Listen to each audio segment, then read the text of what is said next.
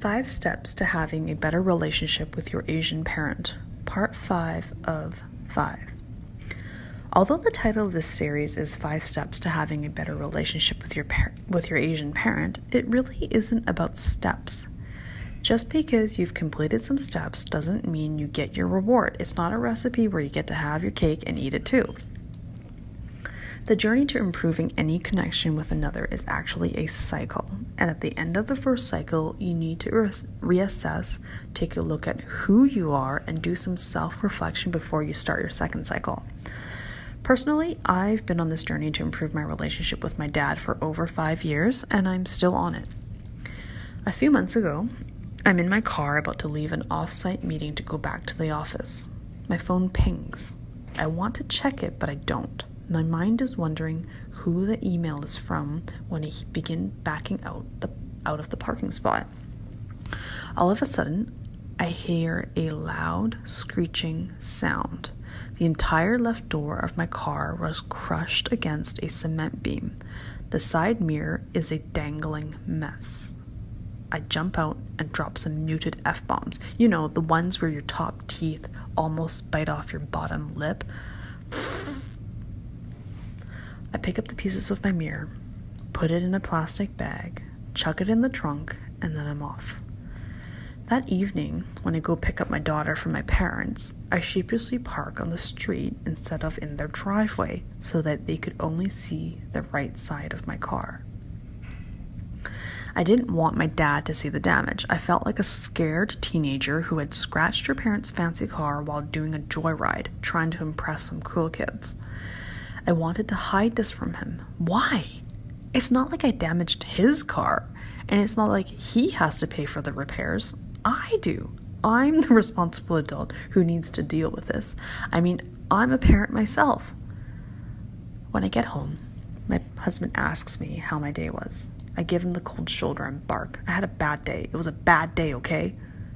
I felt like shit. I was angry, disappointed, embarrassed, and ashamed of myself. I didn't want to tell my husband, and the more he asked why I was giving him attitude, the more I wanted to pick a fight with him. Why? It's not like he hasn't seen a fender bender himself. It's not like he hasn't had a fender bender. I trust that he's not going to judge me. I mean, our marriage is based on trust. Besides, this shit happens. Why did I feel like such a failure? Instead of starting a fight and blowing up at my husband, I did some self-reflection.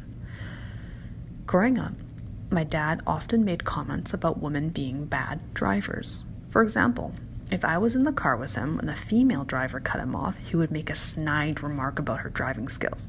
Whereas, if it was a male, he would say that the guy's an asshole. I remember one time, I think I was 14, when my mom was picking me up from a piano lesson. She accidentally scratched her car. She told me not to tell my dad because he would get mad at her. She then tried to cover up the scratch with nail polish. Somehow my dad found out and made a big fuss about it. He asked blame-filled questions that made her feel like crap. How could you not have seen the wall? Did you not fix your mirrors? Were you even paying attention? So that's why I was feeling sick to my stomach when I came home that night. I presumed that my husband would treat me the way my dad treated my mom. I realized that the experiences I had witnessed between my parents as a child influenced how I am today and how I treat other people. Therefore, at the moment, I decided to change my history. I will not lie like my mom and hide my mistakes. My husband will not react like my dad and berate me like a child. My daughter will not witness us arguing about this. So instead of starting a fight, I figured out who I was and told him why I felt ashamed to talk about the car. And I would not have been able to tell this story if I had not taken the first step to understanding why I needed to improve my relationship with my parents. The first step of this series is about discovering who you are, The final step of this series is about discovering who you are, taking what you've learned in steps 1 through 4 and applying it so you have a better understanding of yourself and how you interact with others. Because at the end of the day, no matter how hard you try to tell yourself you are not your parents, there is an element of who they are in you. And going through the steps again and again will help you figure out who you are, making you a more self-aware, better human being. So listeners, what elements of your parents do you see in yourself? Are there things you would like to change?